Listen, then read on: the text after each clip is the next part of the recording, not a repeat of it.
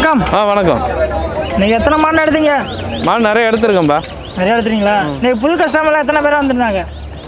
புது கஸ்டமர் நிறைய வந்திருக்காங்க, பழைய கஸ்டமர் ஃபோன் பண்ணாமல் வந்தவங்களும் நிறைய வந்திருக்காங்க. நிறைய பேர் நம்மளது எப்பயுமே ஒரே ஆவரேஜாக வந்துக்கிட்டே இருக்குங்க. Okay okay. இன்றைக்கி எந்த டைப் மாடு அதிகமாக எடுத்தீங்க? அல்ல இந்த வாரம் அளவு பட்ஜெட் மாடு, சின்ன மாடு, மீடியம் மாடு அப்படி தான்.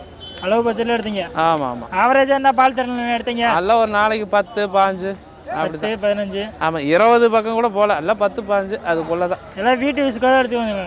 வீட்டு யூஸுக்கு எல்லாம் வீட்டு யூஸுக்குன்னா வீட்டுக்கு பால் வாங்குறதுல ஏதோ 2 காசு சம்பாதிக்கிறது, அவங்க பட்ஜெட்டுக்கு தகுந்த மாதிரி வாங்கியிருக்காங்க.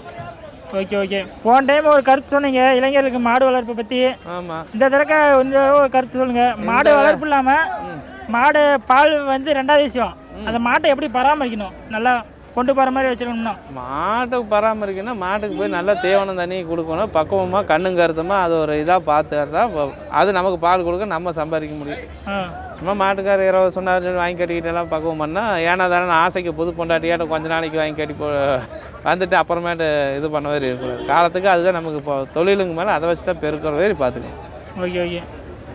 ஒன்றுலேருந்து தான் கொண்டு போக முடியும், அடுத்தவங்க பெருசாக கொண்டு போக முடியாது. 1 2 10 எதாக இருந்தால் அவங்கவுங்க திறமை. நான் நீ 5 கிலோ தூக்குறேன்னா நான் 50 கிலோ தூக்குவேன், எனக்கு மேலே 100 கிலோ தூக்குவேன். அதாவது ஒவ்வொருத்தர் சாமர்த்தியம், மாடு வச்சுருக்கவங்களோட சாமர்த்தியம். Okay okay.